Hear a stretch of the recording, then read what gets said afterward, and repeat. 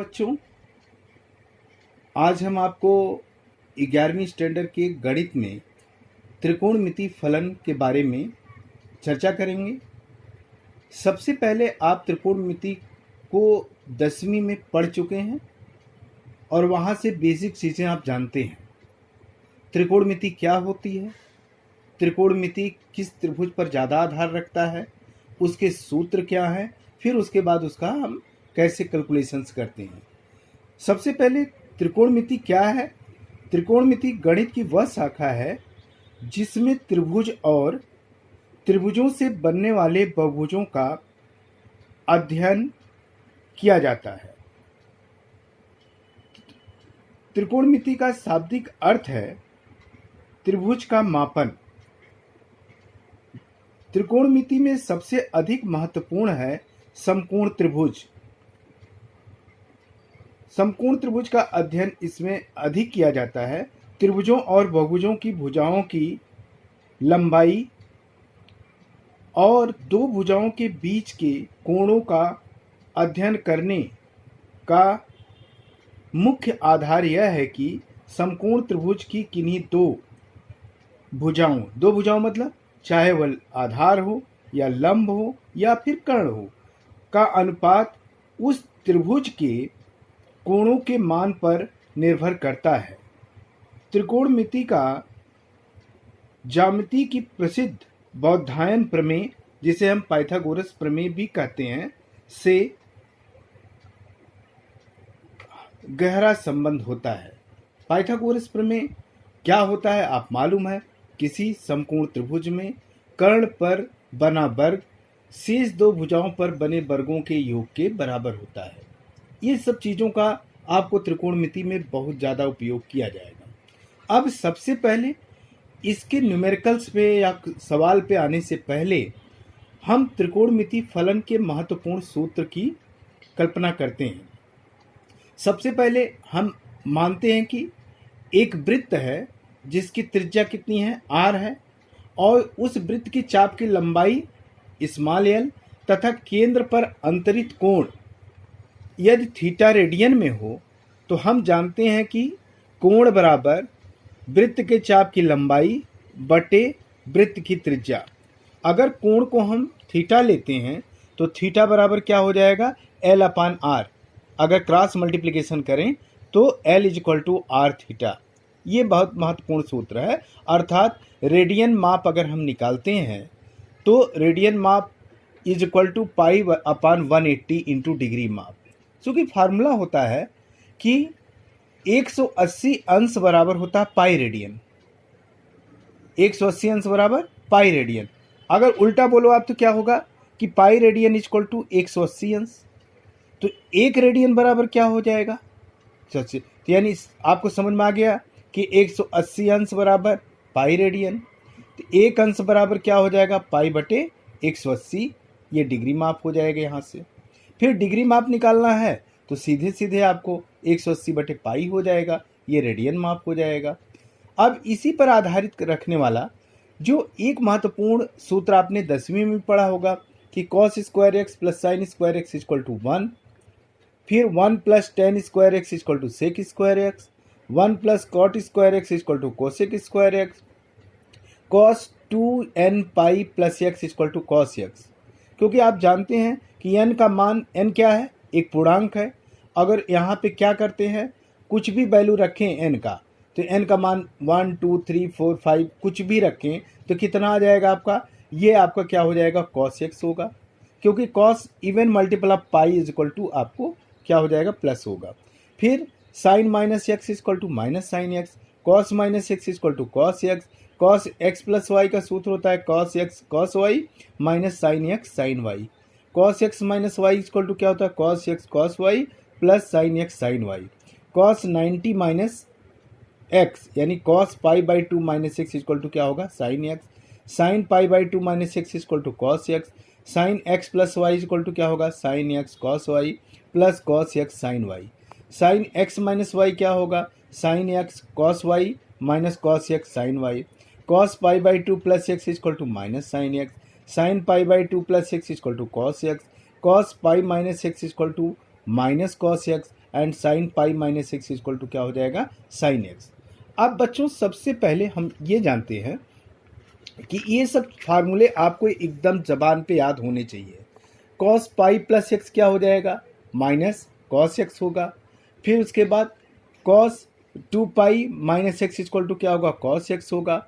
Sign pi plus x equal to minus sine x होगा, और sine 2 pi minus x equal to minus sine x. फिर tan x plus y का सूत्र क्या होता है, tan x plus tan y upon 1 minus tan x tan y. Tan x minus y क्या होगा, tan x minus tan y upon 1 plus tan x tan y. फिर यहाँ से cot x plus y, cot x plus y क्या होगा, cot x cot y minus 1 upon cot x plus cot y. फिर cot x minus y क्या होगा, cot x cot y plus 1 upon cot y minus cot x. ये फार्मूले आपको बहुत important है। कॉस 2x के 3 फार्मूले होते हैं। पहला होता है cos square x minus sign square x, दूसरा होता है 2 कॉस स्क्वायर माइनस 1, तीसरा होता है 1 minus 2 sine square x. Sine 2x का 2 साइन एक्स कॉस एक्स होता है। Tan 2x equal to 2 tan x upon 1 minus tan square x. Sine 3x का होता है 3 sine x minus 4 sine cube x. ये आपका साइन 3x है, 3 sine x minus 4 sine cube x. ये आपका क्या हो जाएगा, क्यूब एक्स। कॉस 3x क्या होगा, 4 cos cube x minus 3 cos x हो जाएगा। Tan 3x equal to 3 tan x minus tan cube x upon 1 minus 3 tan square x. अब यहाँ पे cos x plus cos y अगर है तो ये फार्मूला होता है 2 cos x plus y by 2 और cos x minus y by 2। अगर cos x minus cos y है तो is equal to minus 2 sine x plus y by 2 into cos x minus y by 2। Sine x minus sine y है तो 2 cos x plus y by 2 into sine x minus y by 2। ये फार्मूले होते हैं। फिर इसी range में अगर 2 कॉस एक्स कॉस वाई है तो is equal to cos x plus y plus cos x minus y. फिर इसके बाद minus 2 sine x sine y है तो cos x plus y minus cos x minus y है। 2 साइन एक्स कॉस वाई है तो साइन एक्स प्लस वाई और plus sine x minus y. 2 cos x sine y है तो is equal to sine x plus y minus sine x minus y. इसी प्रकार last में जो आपको याद करना है कि अगर मान लेते हैं कि साइन एक्स इक्वल टू 0, आप जानते हैं कि साइन एक्स इक्वल टू 0 है तो यहाँ पे x इक्वल टू क्या होगा, n पाई। जहाँ पे n कहाँ बिलोंग करेगा, ये किसी भी इंटीजर में बिलोंग करेगा। इंटीजर आपका पूर्णांक 3 प्रकार के आपका कौन कौन से, पॉजिटिव, जीरो, निगेटिव या निगेटिव, जीरो, पॉजिटिव। अगर n की वैल्यू या x की वैल्यू हम यहाँ से कुछ भी ले लें तो ये पूरी वैल्यू क्या हो जाएगा, साइन x अगर 0 है तो यहाँ से x इक्वल टू क्या मिलेगा, n पाई। n की वैल्यू 1 लें तो पाई हो जाएगा, साइन पाई 0 हो जाएगा। n की वैल्यू 2 लें तो साइन 2 पाई, वो भी 0 होगा। 3 लें 3 पाई, यानी sine any multiple of pi is equal to क्या होता है, 0। कोई भी अगर पूर्णांक है, अगर 1 2 3 4 5 6 कुछ भी हो अगर पूर्णांक में, तो साइन का मल्टीपल हमेशा क्या होता है, 0 होता है। फिर इसी रेंज में अगर कॉस एक्स इक्वल टू 0 हो तो x इक्वल टू हो जाएगा 2n प्लस 1 पाई बाई 2। जहाँ पे n कहाँ बिलोंग करेगा, स्मॉल n बिलोंग करेगा किसमें, आपका पूर्णांक में, इंटीजर में, z में। तो अगर sine x equal to sine y हो तो x इक्वल टू क्या हो जाएगा, n pi plus minus 1 power n into y. अगर sine x equal to sine y तो इसका जो व्यापक समीकरण होगा, व्यापक हल होगा, वो क्या होगा, x equal to n pi plus minus 1 power n into y. जहाँ पे n बिलोंग करेगा किसमें, ये आपका z में। इसी प्रकार से अगर cos x equal to cos y है तो इसका हल क्या होगा, व्यापक हल, यानी समीकरण का व्यापक हल क्या होगा, x equal to 2n pi plus minus y, जहाँ n बिलोंग करेगा किसमें, z में। इसी प्रकार से अगर tan x equal to tan y है तो इसका जो हल होगा वह किसके बराबर होगा, वह होगा tan x is equal to tan y हो तो x is equal to n pi plus y, जहाँ पे n किस पर बिलोंग करेगा, n बिलोंगिंग टू द, यहाँ से आपको इस पर आ जाएगा। इसी प्रकार से बच्चों हम सीधे आते हैं इस एग्जाम्पल पे। एग्जाम्पल के तौर पे एग्जाम्पल आपको स्टैंड करता है, दैट इज कॉल्ड। इसी पर बच्चों आपका एग्जाम्पल नंबर 1 है, करें 40 डिग्री और 20 मिनट को रेडियन माप में बदलिए। तो सबसे पहले ये एक तो डिग्री दिया है और आपको क्या दिया, मिनट। आपको फार्मूला याद है, 1 डिग्री में कितने मिनट होते हैं, 60। 1 मिनट में कितने सेकंड होते हैं, 60। तो सबसे पहले अगर 1 डिग्री बराबर 60 मिनट, तो उल्टा बोलिए आप क्या होगा, 60 मिनट बराबर 1 डिग्री। तो 1 मिनट बराबर क्या होगा, 1 मिनट बराबर 1/60 डिग्री के। तो 20 मिनट बराबर क्या होगा, 20/60 डिग्री। तो 20/60 मतलब 1/3। यानी इसको पूरे को आपको किस में बदलना है, डिग्री में। सबसे पहले हम जानते हैं कि 180 अंश बराबर क्या होता है, पाई रेडियन होता है। ये तो फार्मूला आपको याद होगा। तो 40 डिग्री 20 मिनट बराबर होगा 40 प्लस, अब वही हमने बताया 20 बटे कितना हो जाएगा, 60। क्यों हो जाएगा, क्योंकि 20 मिनट को जब रेडियन में डिग्री में बदलेंगे तो कितना हो जाएगा, आपको पहले बताया कि यहाँ से 20/60 हो जाएगा। 20/60 मतलब होता है 1/3 कट गया, तो 40 प्लस 1/3 तो कितना हो जाएगा, 3 का गुणा 40 में करेंगे 120 आ जाएगा। 120 प्लस 1 121/3। क्यों ऐसा, क्योंकि आप जानते हैं कि 1 मिनट बराबर 1/60, ये क्या हो गया, डिग्री। तो इसलिए एक यहाँ से डिग्री इक्वल टू पाई बटे कितना आ जाएगा, 180 रेडियन हो जाएगा। तो इतने डिग्री बराबर क्या होगा, पाई बटे 180 गुणे 121/3। अब इसका गुणा कर लो आप, 121 पाई बटे 540, 3 का गुणा 180 में करेंगे तो 540 रेडियन। समझ में आ गया। एक बार फिर देख लीजिए, 40 डिग्री 20 मिनट को रेडियन में बदलना है। फार्मूला क्या होता है कि हम जानते हैं कि 180 अंश बराबर पाई रेडियन। तो इसको सबसे पहले पूरे को हम डिग्री में बदलेंगे, 40 प्लस 20/60, 20/60 मतलब 1/3, 3 गुणे 40 120 प्लस 1 121/3। यानी 1 डिग्री का मान पाई बटे 180 रेडियन आ गया। तो 121/3 डिग्री का मान होगा पाई बटे 180 गुणे 121/3। हल किया तो ये वैल्यू आ गया। फिर इसके बाद इन्होंने कहा 6 रेडियन को डिग्री माप में बदलिए। तो 6 डिग्री को रेडियन माप में बदलना है। तो सबसे पहले क्या होगा, पाई रेडियन बराबर 180 अंश, हमने पहले आपको बताया। 1 रेडियन बराबर क्या होगा, 180 बटे पाई हो जाएगा। तो 6 रेडियन बराबर क्या होगा, 180 गुणे 6 बटे पाई हो जाएगा। पाई का मान क्या होता है, 22/7। 7 कहाँ चला गया, ऊपर, यानी 180 गुणे 6 बटे 22 गुणे 7 हो जाएगा। तो ये 180 में जब हम गुणा करेंगे, किसी से कट कर दो, ये कितना हो गया 11, ऊपर हो गया 3। 3 का गुणा जब हम किससे करेंगे, 180 से 540 होगा। 540 गुणे 7 बटे 11। जब 540 का गुणा 7 में किया तो आ गया 3780/11।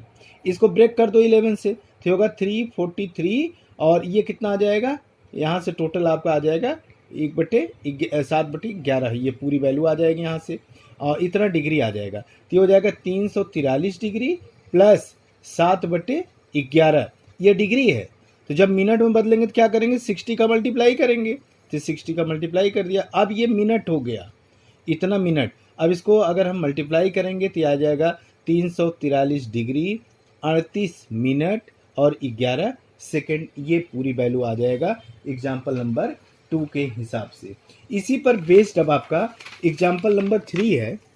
एग्जाम्पल नंबर 3 में क्या कहते हैं, करें उस वृत्त की त्रिज्या ज्ञात कीजिए जिसमें 60 अंश का केंद्रीय कोण परिधि पर 37.4 सेंटीमीटर लंबाई का चाप काटता है। पाई की वैल्यू आपको दी गई है 22/7, ये आप ले सकते हैं। सबसे पहले सोल्यूशन क्या है कि जो दिया गया है, चाप की लंबाई कितनी एल है, दिया है 37.4 सेंटीमीटर, और थीटा का मान कितना दिया है 60 डिग्री दिया है। आप रेडियन में कन्वर्ट कर सकते हैं।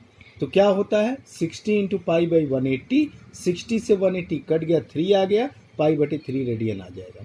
हम जानते हैं कि R is equal to l upon theta सूत्र होता ही है। तो एल की वैल्यू 37.4 है, और ये पूरी वैल्यू कितनी आई 3/पाई। जब थीटा होगा पाई बटे 3, 3 कहाँ चला गया ऊपर, हल किया तो कितना आ गया 35.7 सेंटीमीटर। इसी प्रकार से चौथा एग्जाम्पल है, करें एक घड़ी में मिनट की सुई 1.5 सेंटीमीटर लंबी है, उसकी नोक पर 40 मिनट में कितनी दूर जा सकती है। पाई की वैल्यू आपको दिया गया है।